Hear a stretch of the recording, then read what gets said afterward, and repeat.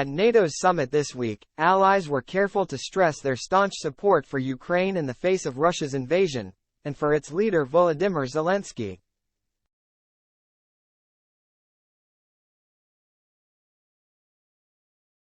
But after Zelenskyy blasted NATO for its absurd lack of a clear timeline for Ukraine's entry, tensions began spilling into the open.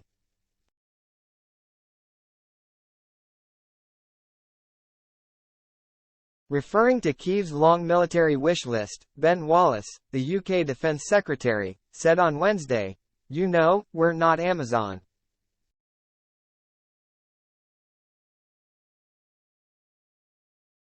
Whether we like it or not, people want to see gratitude," Wallace told reporters, echoing a common sentiment among Ukraine's Western backers, who have shelled out a cumulative $170 billion of military and financial aid since Russia launched its full-scale invasion last year.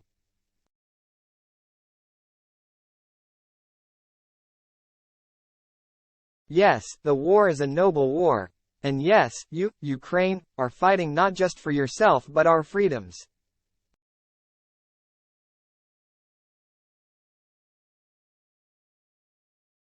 But, sometimes, you have to persuade doubting politicians in other countries that it's worth it and it's worthwhile, Wallace said.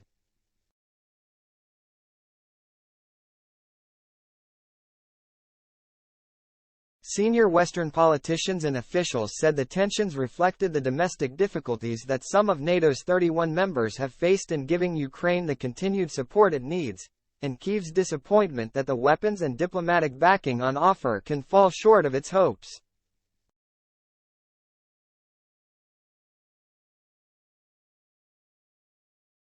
The slow progress of Ukraine's much-heralded spring counteroffensive has increased the stakes still more as Kyiv pushes allies to add to its firepower to break through Russian lines.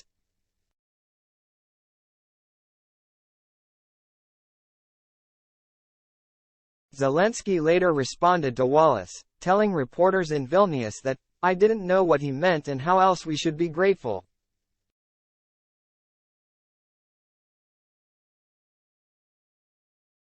How else should I express my words of gratitude? We could, you know, get up in the morning and express our gratitude personally to the minister."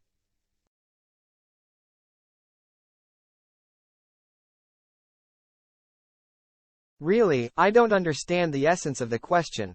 One problem is that Kyiv's allies have had to source further supplies of military equipment after, in many cases, exhausting their own stocks.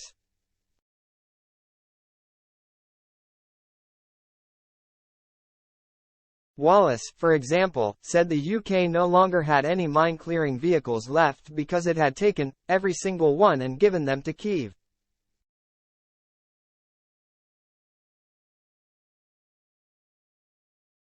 At the same time, other countries such as the US and Germany have delayed the provision of top-end military equipment out of fears that sending it to Ukraine might escalate the conflict with Russia.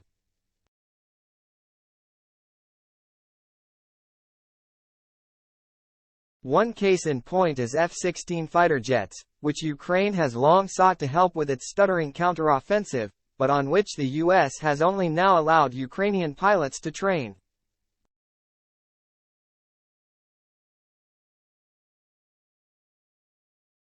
For F-16s to really be used by Ukrainians, we need another yes from the Americans, said Mark Rutte, the outgoing Dutch Prime Minister.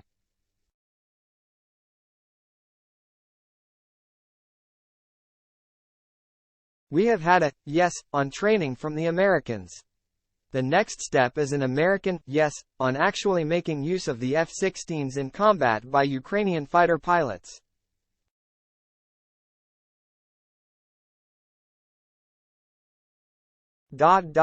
It's a step-by-step approach. The frustrations between Ukraine and its allies are often mutual, and some of Washington's in particular have bubbled out into the open this week.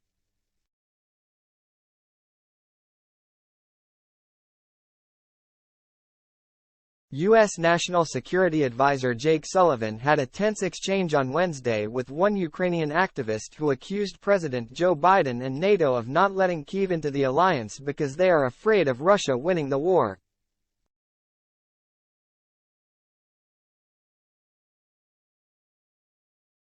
She also claimed there had been secret efforts to negotiate a settlement with Moscow that would lead to a frozen conflict.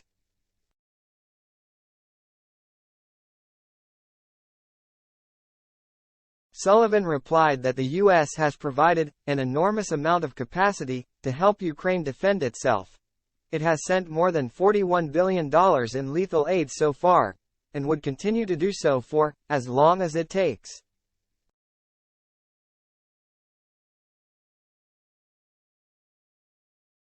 The U.S. has provided about half of the West's total military aid to Ukraine. Sullivan dismissed the activists' claims as unfounded and unjustified, and said that Biden's reasoning for not wanting Ukraine in NATO right now was clear. The US and NATO do not want to be in active conflict with Russia, and Kyiv needs to undertake democratic and other reforms before joining.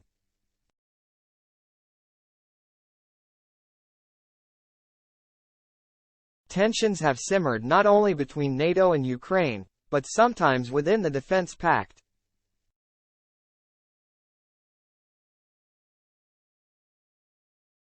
While more hawkish eastern and northern countries, alongside the UK and France, have pushed for greater security assurances for Ukraine, the US and Germany have taken a more dovish line.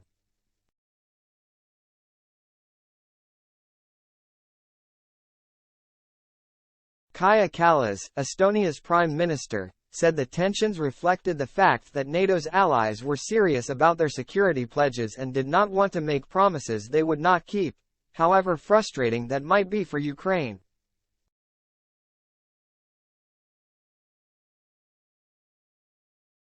People are not holding things back.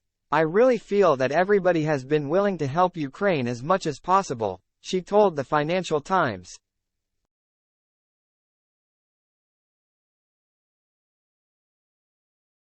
The heated debates show that the big allies take it very seriously.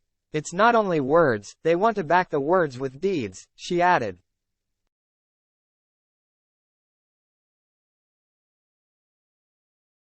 And that is why we're really considering what we can do and what we can't do right now.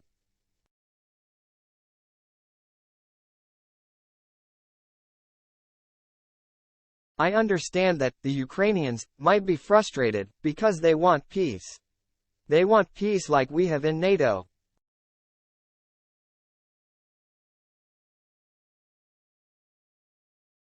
European diplomats who have been in close contact with Ukrainian officials this week have also sought to reassure them that their own governments are fully committed to maintaining support for Kyiv, even if the NATO summit might fall short of their expectations, people familiar with the conversation said.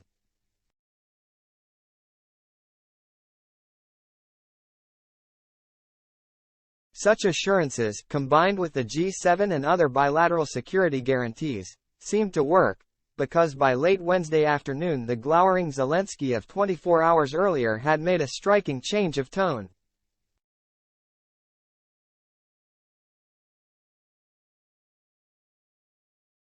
Before heading into an inaugural meeting of the new NATO-Ukraine Council, Zelenskyy said he was grateful to President Biden and to Congress and to the people of the United States, who are truly the leaders in support and assistance to Ukraine.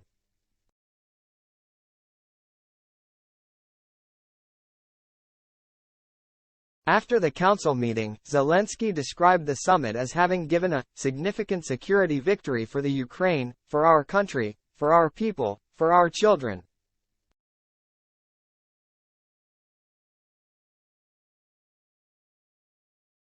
I'm very grateful, he added.